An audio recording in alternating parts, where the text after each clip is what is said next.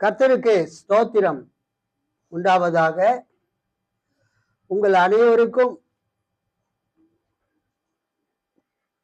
Christmas வாழ்த்துக்களை தெரிவித்துக் கொள்கிறேன்.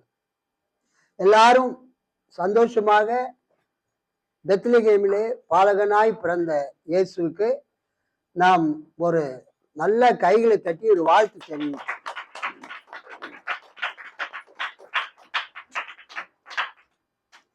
இன்றைக்கு செய்திக்காக தெரிந்து கொண்ட வேத பகுதி அப்போஸ்தலனாகிய பவுல் பிலிப்பியருக்கு எழுதின 2வது திருமுகம், பிலிப்பியருக்கு எழுதிய கடிதம் 2ஆம் அதிகாரம், பிலிப்பியர் 2ஆம் அதிகாரம் 6, 7 முக்கியமா இந்த 2 வசனங்களை வாசிப்போம். கடவுள் வடிவில் விளங்கிய அவர் கடவுளுக்கு இணையாயிருக்கும் நிலையை வலிந்து பற்றி கொண்டிருக்க வேண்டியது ஒன்றாக கருதவில்லை. ஆனால் தம்மையே வெறுமையாக்கி அடிமையின் வடிவை ஏற்று மனிதருக்கு ஒப்பானார். மனித உருவில் தோன்றினார்.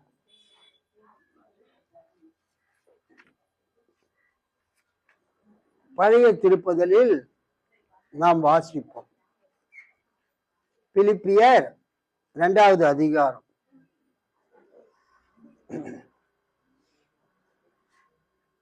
அவர் தேவனுடைய ரூபமாய் இருந்தும் தேவனுக்கு சமமாய் இருப்பதை கொள்ளையாடின பொருளாக எண்ணாமல் தம்மை தாமே வெறுமையாக்கி அடிமையின் ரூபம் எடுத்து மனுஷர் சாயலானார். அல்லேலூயா, அல்லேலூயா, அல்லேலூயா. கர்த்தருக்கு ஸ்தோத்திரம் உண்டாவதாக.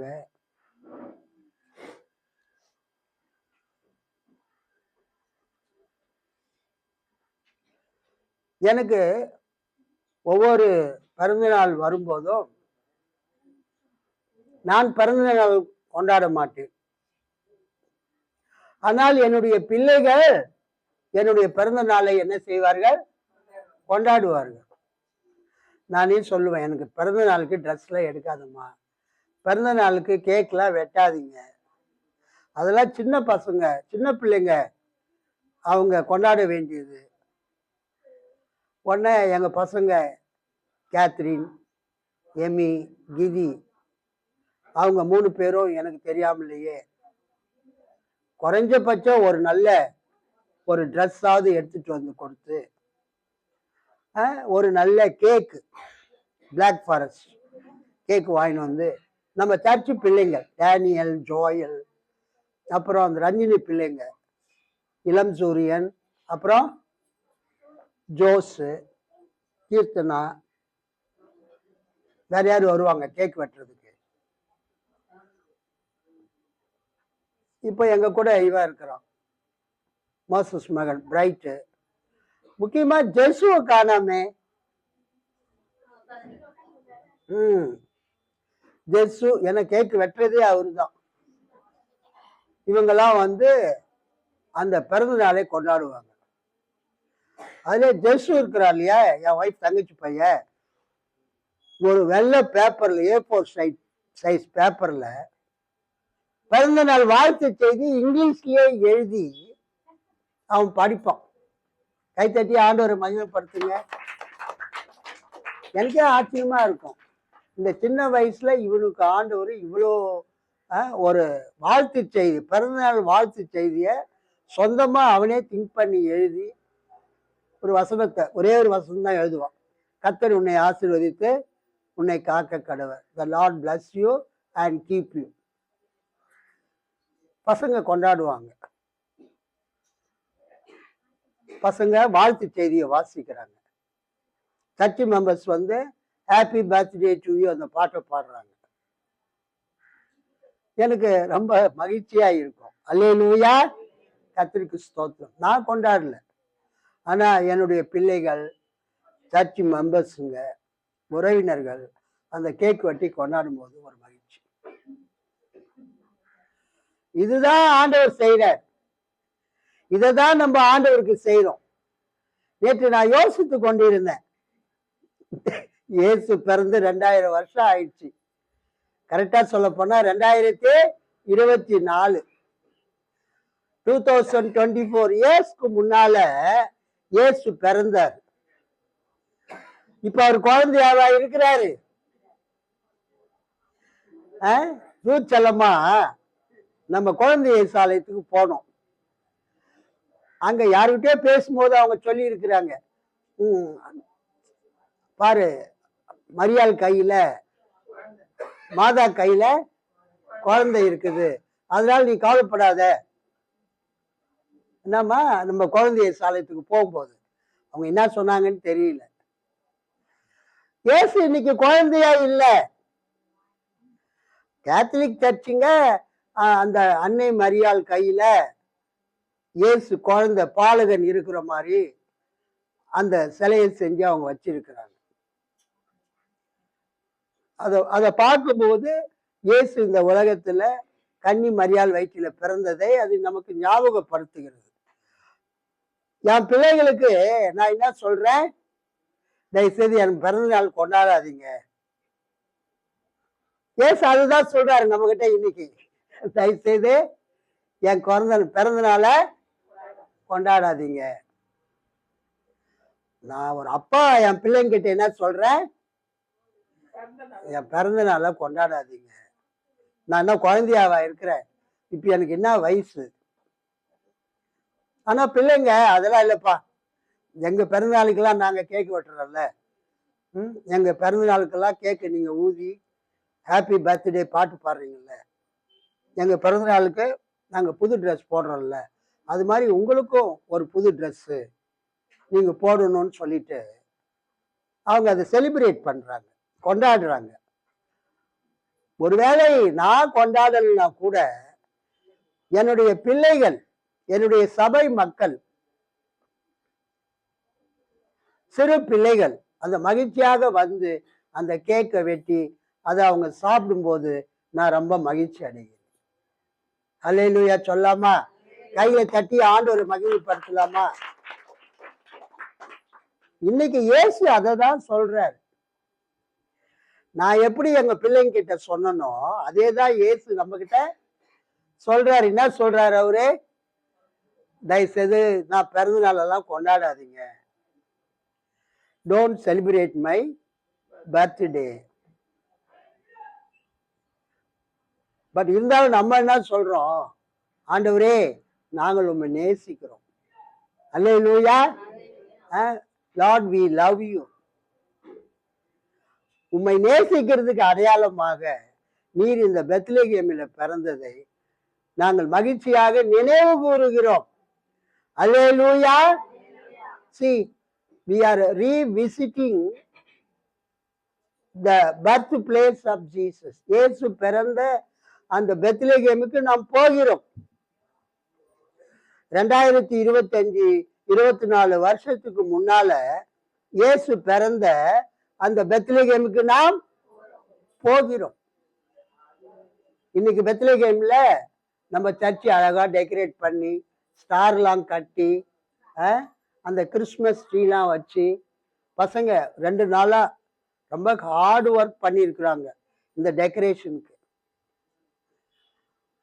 ஆனா இன்னைக்கு பெத்லகேம்ல, பாலஸ்தீனா தேசத்துல, இஸ்ரேல்ல இன்னைக்கு பெத்லகேம்ல நோ டெக்கரேஷன். பெத்லகேம்ல நோ டெக்கரேஷன் கிடையாது, செலிப்ரேஷன் கிடையாது, கொண்டாட்டம் கிடையாது. நான் ஃபேஸ்புக்லயும் எல்லாருக்கும் நான் ஒரு கிறிஸ்மஸ் ஒரு சின்ன ஒரு போட்டோ அமிச்சேன். ஒரு ராத்திரியில மரியாள் உட்காந்துட்டு இருப்பாங்க. அந்த மரியாள் எதிர்க்க ஒரு சின்ன தீவன தொட்டி இருக்கும் முன்னணி, அதுல இயேசு பாலகனை கடத்தி வச்சிருப்பாங்க. எதிர்க்க வந்து மேய்ப்பர் ஒருத்தர் நின்றுட்டு இருப்பாரு கோலை வச்சுக்கிட்டு.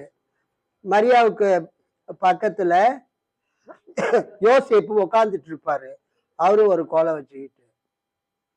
ஒரு தேவ தூதர் அந்த பறந்து வந்து பாடுற மாதிரி ஒரு போட்டோ. அதுதான் நேற்று நைட் நான் கடைசியா அமிச்சது. என்னுடைய ஃபேஸ்புக்கில் கூட அந்த போட்டோ போட்டிருக்கிறேன். அது ஆக்சுவலா பெத்லகேம்ல இந்த வருஷம் நாங்க கிறிஸ்துமஸை கொண்டாடல அப்படின்னு ஒரு பிரஸ் மீட்ல அந்த பெத்லகேமினுடைய அந்த மேயர், அந்த நிர்வாகத்தினுடைய தலைவர் வந்து அறிவிக்கிறார், நாங்க வந்து இந்த வருஷம் கிறிஸ்துமஸை நாங்க என்ன பண்ணல, கொண்டாடல.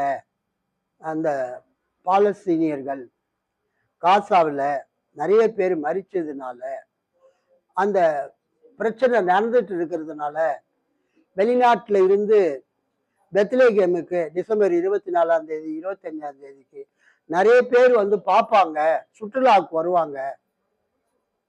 இந்த வருஷம் நிறைய பேர் வர முடியாத சூழ்நிலை.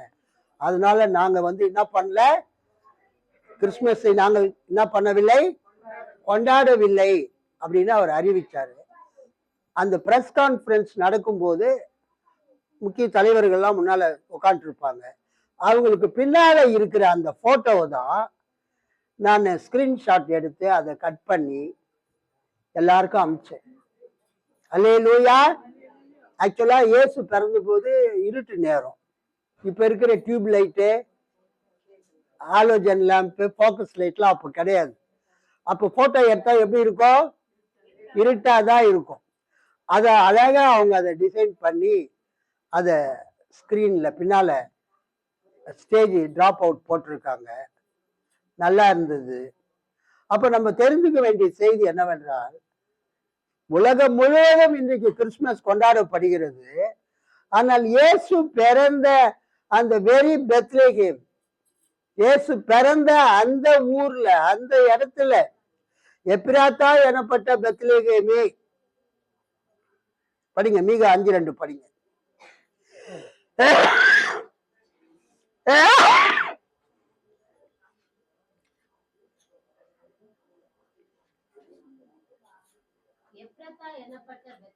எப்பிராத்தா எனப்பட்ட பெத்லகேமே, நீ யூதேயாவில் உள்ள, அதான் 1000 கிராமங்களுக்குள்ளே ஒரு சிறியதா இருந்தும் இஸ்ரவேலை ஆள போகிறவர் என்னிடத்திலிருந்து புறப்பட்டு என்னிடத்தில் வருவார். அவருடைய புறப்படுதல் அநாதி நாட்களாகிய பூர்வத்தில் உடையது. அல்லேலூயா. இயேசு கிறிஸ்து பெத்லகேமில் பிறப்பார் என்கிற அந்த தீர்க்க தரிசனம் இயேசு இந்த உலகத்தில் பிறந்த பொழுது நிறைவேறினது. அல்லேலூயா. இங்க என்ன விஷயம்னா, அந்த வசனத்தை அப்படியே வச்சு, நிறைய பேர் கேட்கிற கேள்வி, இயேசு பிறந்து 2024 வருஷம் தானே ஆச்சு. இயேசு பிறந்து எத்தனை வருஷம் ஆச்சு? இயேசு பிறக்கிறதுக்கு முன்னால அலெக்சாண்டர் வாழ்ந்திருக்கிறாரு. இயேசு பிறக்கிறதுக்கு முன்னால அசோகர் எல்லாம் வாழ்ந்திருக்கிறாரு. இயேசு பிறக்கிறதுக்கு முன்னால கௌதம புத்தர், இயேசு பிறக்கிறதுக்கு முன்னால மகாவீரர். அசோகர் வந்து இயேசு பிறக்கிறதுக்கு முன்னால வாழ்ந்தாரா, பின்னால வாழ்ந்தாரா? இயேசு பிறக்கிறதுக்கு முன்னால. எல்லாம் மறந்து போச்சு. நிறைய பேர் கேட்கிற கேள்வி, என்னையே கேட்டிருக்காங்க. இயேசு பிறந்து 2024 வருஷம் ஆகுது, அதுக்கு முன்னால இயேசு வாழலையே, நீங்க அவரை கடவுள்னு சொல்றீங்களே, அவரு பிறக்கிறதுக்கு முன்னால அப்ப யாரு கடவுள்? நிறைய பேர் கேள்வி கேட்கிறாங்க. அதுக்கு பைபிள்லயே பதில் இருக்குது. நாம் வாசித்த அந்த வேத பகுதியில என்ன பார்க்கிறோம்? மீகா 5:2 படிமா. எப்பிராத்தா எனப்பட்ட பெத்லகேமே, நீ யூதேயாவில் உள்ள ஆயிரங்கள்னா 1000 கிராமங்கள், 1000 ஊர்களுக்குள்ளே சிறியதாய் இருந்தும் அதாவது இந்த தேசத்தை இஸ்ரவேல் நாட்டை ஆள போகிறவர் உன்னிடத்தில் இருந்து புறப்பட்டு என்னிடத்தில் வருவார். அவருடைய புறப்படுதல் அனாதி நாட்களாகிய பூர்வத்தின் உடையது. இங்க அனாதி நாட்கள், இயேசு கிறிஸ்துவினுடைய புறப்படுதல் ஆரம்பம் எங்க இருக்குதுங்க? உங்க பைபிள பாருங்க. அனாதி நாட்கள், அவருடைய புறப்படுதல் அனாதி நாட்களாகிய பூர்வத்தின் உடையது. அந்த அனாதி நாட்கள் என்பது எதை குறிக்கிறதுனா நித்தியத்தை குறிக்கிறது. அனாதி என்ற வார்த்தைக்கு அர்த்தம் இங்கிலீஷ்ல இட்டர்னல். அதனுடைய எபிரேய வார்த்தை ஓலாம்.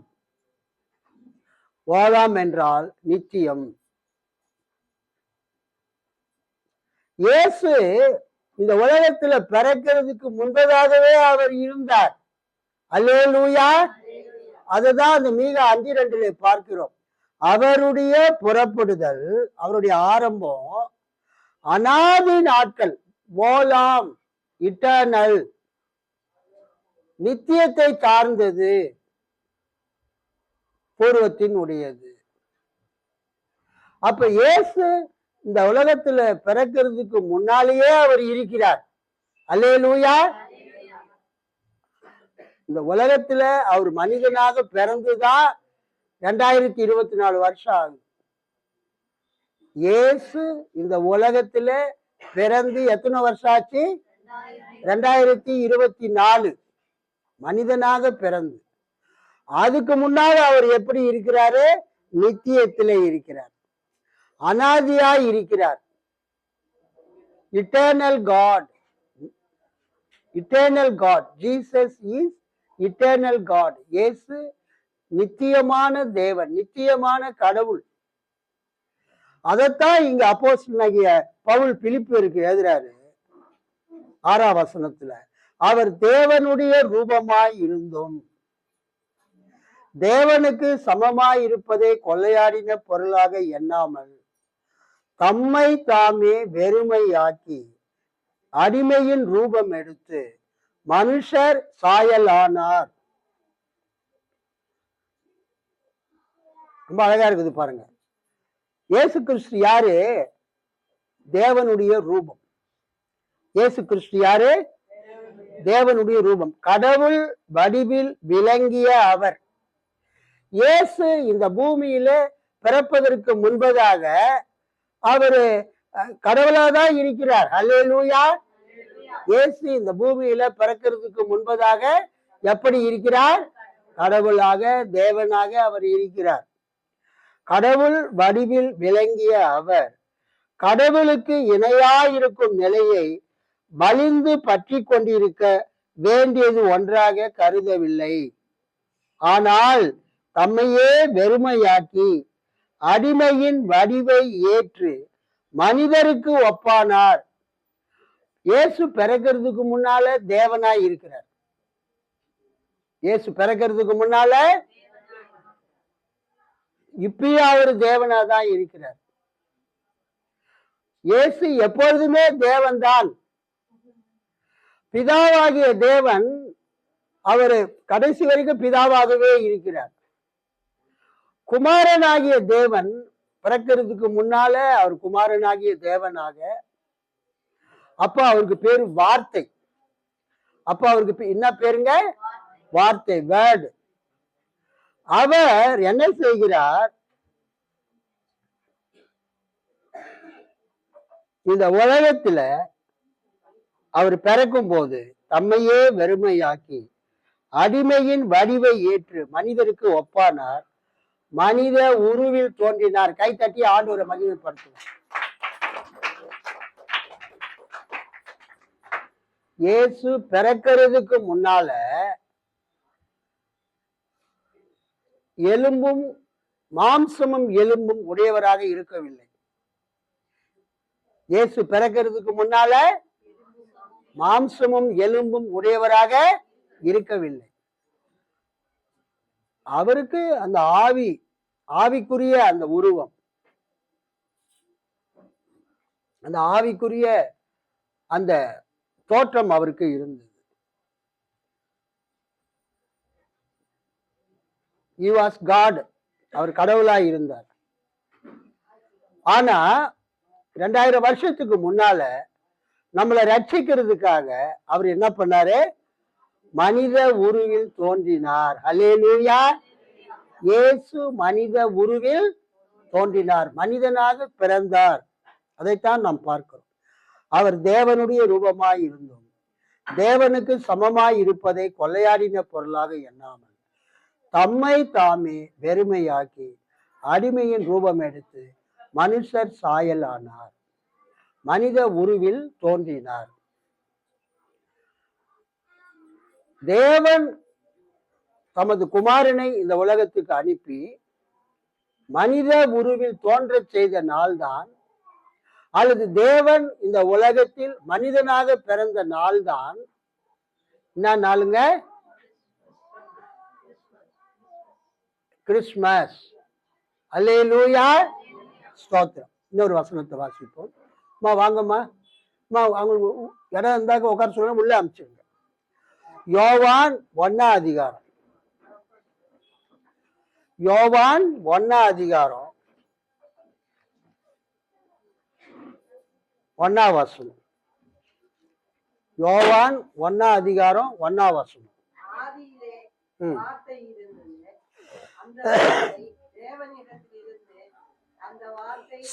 தமிழ் நல்லா படிக்க மாட்டீங்க நீங்க.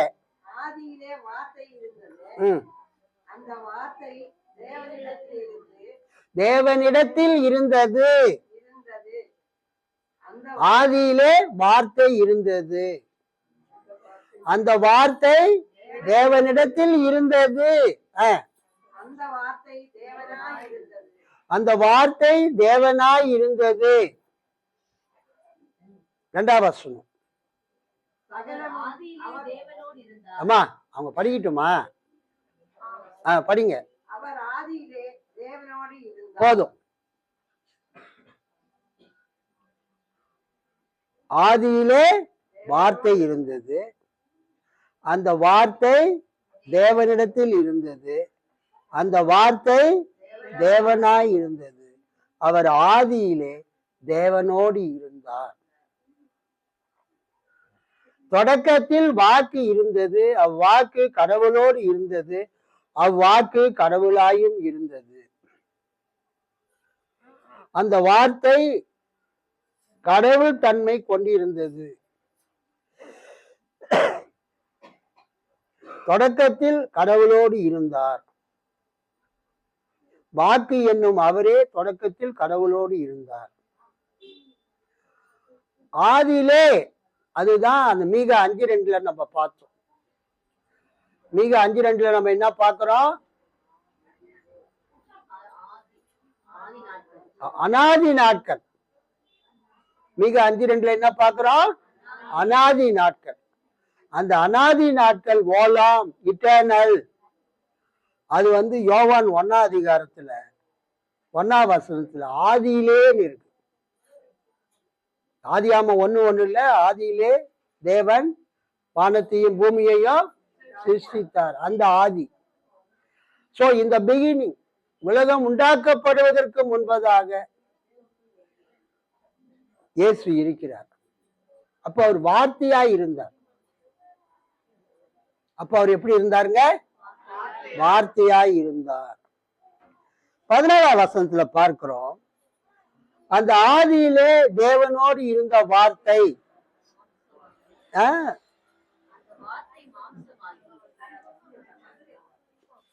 தேவனாய் இருந்த வார்த்தை மாம்சமாகி கிருபையினாலும் சத்தியத்தினாலும் நிறைந்தவராய் நமக்குள்ளே வாசம் பண்ணினார். அவருடைய மகிமையை கண்டோம், அது பிதாவுக்கு ஒரே பேரானவருடைய மகிமைக்கு ஏற்ற மகிமையாகவே இருந்தது. கைத்தட்டி ஆண்டவரை மகிமைப்படுத்த.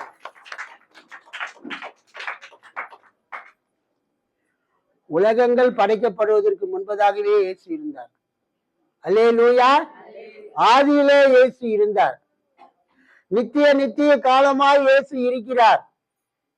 கிபி கிமு கிறிஸ்து பிறந்த பிறகு, கிறிஸ்துவுக்கு பின், கிறிஸ்துவுக்கு முன் என்ற இந்த கணக்கு இயேசு மனிதனா பிறந்த பிறகு கணக்கிடப்பட்டது.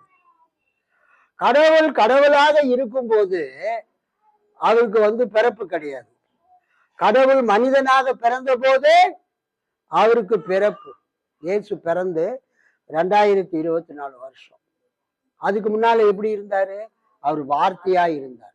சோ அந்த வார்த்தை இந்த உலகத்துல மனிதனாக அவதரித்த நாள் தான் டிசம்பர் மாதம் 25ஆம் தேதி. கைகளை தட்டி ஆண்டவரை மகிமைப்படும். கிராமத்துல பிள்ளைங்களை ஸ்கூல்ல சேர்க்க போகும்போது பெற்றோர்களிடத்துல கேட்பாங்க, பர்த் சர்டிபிகேட் இருக்குதா, பிறப்பு சான்றிதழ் இருக்குதான்னு கேட்பாங்க. அப்ப சர்டிபிகேட் வச்சிருக்கிறவங்க கரெக்டான தேதி சொல்லுவாங்க. சர்டிபிகேட் இல்லாதவங்க நீங்களே ஒரு தேதி போடுங்க, நாங்க எங்கெங்க குறிச்சு வச்சோம். உடனே அந்த ஹெட்மாஸ்டர் என்ன பண்ணுவாரு, அவரே 5 வயசுல ஸ்கூல் சேர்க்கணும் இல்லையா, அவர் ஒரு தேதி போட்டு இதாம்பா உன் பிறந்த தேதி, உன் மகனுக்கு உன் பையனுக்கு இதான் பிறந்த தேதின்னு அவர் சொல்லி அவர் எழுதி கொடுத்துருவார். 2024 வருஷத்துக்கு முன்னால பெத்லகேம்ல அந்த ராத்திரி நேரத்துல அந்த கடும் குளிரில இயேசு பிறந்த பொழுது அந்த மாட்டு தொழுவத்துல அந்த முன்னணியிலே அவரை கடத்தி வைத்திருக்கும் போது யோசேப்பும் கன்னி மரியாளும் அந்த தேதியெல்லாம் டைரியில குறிச்சு வைக்கல. அல்லேலூயா. அவங்க அந்த சென்சஸ்க்காக வந்திருக்கிறாங்க, மக்கள் தொகை கணக்கெடுப்பதற்காக. இயேசு எப்ப பிறந்தாருன்னு யாருக்குமே தெரியாது. யோசேப்புக்கும் தெரியாது, மரியாளுக்கும் தெரியாது. அவங்க அதெல்லாம் குறிச்சு வைக்கல டைரியில. No records available. இயேசு டிசம்பர் 25ஆம் தேதி தான் பிறந்தாருன்னு எந்த விதமான ரெக்கார்ட்ஸ் இல்லை, பதிவு இல்லை. குழந்தைய ஸ்கூல்ல சேர்க்கிற மாதிரி அந்த எச்எம்ஏ ஒரு பிறந்த தேதி போட்டு அவர் என்ன செய்யறாரு, பிறந்த தேதி. சோ இந்த காலை நேரத்துல உங்களுக்கு உண்மையான பிறந்த தேதி இல்லாததுனால நீங்க பிறந்த நாள் கொண்டாட மாட்டீங்களா? கொண்டாடுவீங்க. ஸ்கூல் சர்டிபிகேட்ல என்ன பிறந்த தேதியோ அதை வச்சு நீங்க கொண்டாடுவீங்க. சொல்லுவீங்க, கரெக்டா தெரியல, ஆனா எங்க ஸ்கூல்ல சேர்க்கும் போது எங்க தலைமை ஆசிரியர் இதுதான் பர்த்டேன்னு சொன்னாங்க, அதை நான் பிறந்த தேதியா நான் நினைவு கூறேன்னு சொல்லிட்டு நம்ம கொண்டாடுறோம், கேக் வெட்டுறோம். அதே மாதிரி இயேசு கிறிஸ்து அவர் கடவுளாக இருந்த அவர் இந்த உலகத்துல நம்மை மீட்பதற்காக மனிதனாக பிறந்த தேதி டிசம்பர் 25. அல்லேலூயா. நான் ஏற்கனவே சொல்லிட்டேன், என்னுடைய பிறந்த நாளை நான் கொண்டாட விரும்புவது இல்லை. ஆனா எங்க பிள்ளைங்க என்ன பண்றாங்க, கொண்டாடுறாங்க. எல்லாம் குடும்பமா கூடி வந்து அதை கேக் வெட்டி எனக்கு ஊட்டுறாங்க, நான் அவங்களுக்கு ஊட்டுறேன். அவங்க என் நிமித்தம் அவங்க சந்தோஷப்படுகிறத நான் பார்த்து நான் மகிழ்ச்சி அடைகிறேன். அல்லேலூயா. என்னுடைய பிள்ளைகள் என்னுடைய பிறந்த நாளை பார்த்து சந்தோஷப்படுகிறார்கள். அதே மாதிரி ஆண்டவராகிய இயேசு கிறிஸ்து உங்களையும் என்னையும் பார்த்து என் பிறந்த நாளை கொண்டாடுங்கன்னு அவர் சொல்லவே இல்லை. ஆனால் நாம் அவர் பிறப்பை நினைவு கூர்ந்து வாலண்டியராக நாமே என்ன செய்கிறோம், அன்பின் மிகுதியால் கொண்டாடுகிறோம். கைத்தட்டி ஆண்டவரை மகிமைப்படுத்து. சிலர் விகற்பமாக விதண்டாவாதமாக பைபிள்ல எங்க போட்டிருக்குது டிசம்பர் மாதம் 25ஆம் தேதி பிறந்தாருன்னு கேட்பாங்க.